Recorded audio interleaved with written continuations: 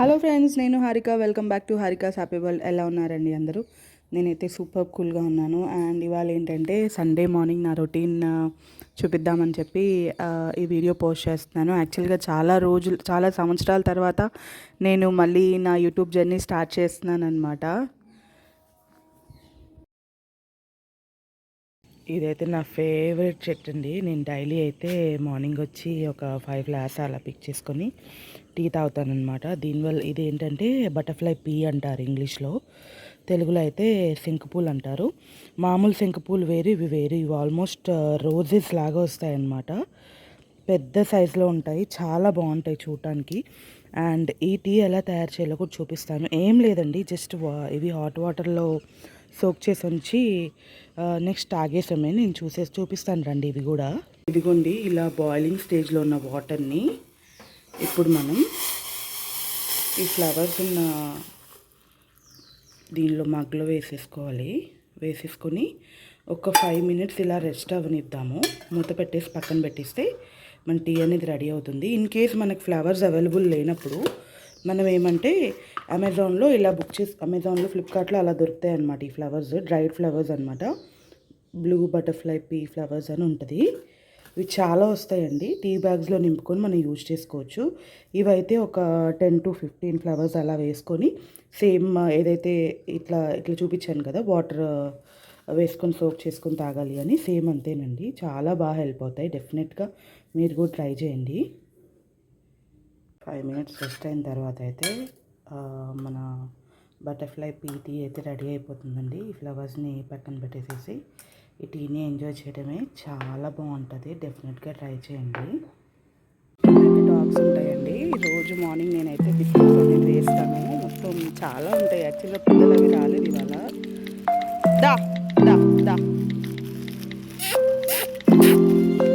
డాగ్స్కి biscuits అయితే వేయడం నా రొటీన్ అండి. కొట్టేసుకుంటూ ఉంటాయి. చాలా బాగుంటాయి. ఇవైతే చాలా ఎక్కువ ఫ్రెండ్లీ. అవన్నీ మా వాళ్ళ వరకు కొత్తగా మాత్రం కాదు తీసేస్తుంది.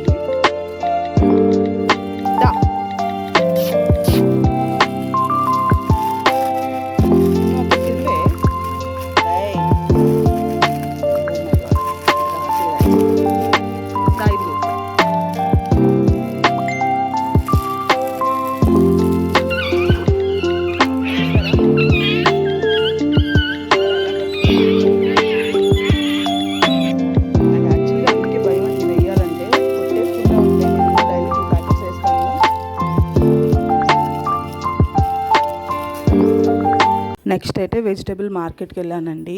వెజిటేబుల్స్ అవి కూడా నేను మ్యాక్సిమం సండేని ప్రిఫర్ చేస్తాను.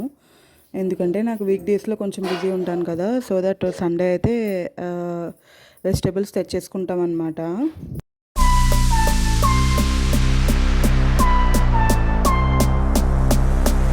యాక్చువల్గా మేము ఫిషెస్ అయితే కృష్ణానది దగ్గర ఎక్కువ ప్రిఫర్ చేస్తామండి. ఎందుకంటే ఆ చెరువులో పెంచిన చేపల కంటే బయట కృష్ణానదిలో చేపలు అయితే కొంచెం టేస్టీగా ఉంటాయి అన్నట్టు. ప్రాన్స్ కూడా చాలా బాగుంటాయి. యాక్చువల్గా మేము ప్రాన్స్ కోసం కూడా వెళ్ళున్నాము, కానీ ప్రాన్స్ అయితే దొరకలేదు. సో మీకైతే వాళ్ళు చూపిస్తాను ఎక్కడెక్కడ ఫిషెస్ దొరుకుతాయి ఏంటి అని. ఇదైతే బ్యారేజ్ దగ్గర అండి. బ్యారేజ్ అంటే శనిదేవుడి గుడి ఉంది కదా, అక్కడ అనమాట. అక్కడ రోడ్ మీద పెట్టి అమ్ముతుంటారు. యాక్చువల్గా అవి ఒకవేళ లైవ్ అనుకోండి చాలా బాగుంటాయి. ఈ మధ్య ఏంటంటే వాళ్ళు లైవ్ కాకుండా ఫ్రోజన్ కూడా తెచ్చిపెట్టేసి అమ్ముతున్నారు. మనం కొంచెం చూసి బార్గెన్ చేసి తీసుకోవాలన్నమాట. అప్పుడు మనకి బెటర్ ప్రైస్ వస్తుంది. లేదంటే వాళ్ళు ఒక్కొక్క కేజీ కూడా కేజీన్నర చేప కూడా 1500, 1200 అలా చెప్తారు. మనం 200కి అడిగితే 300కి ఫైనలైజ్ చేసి ఇస్తారనమాట.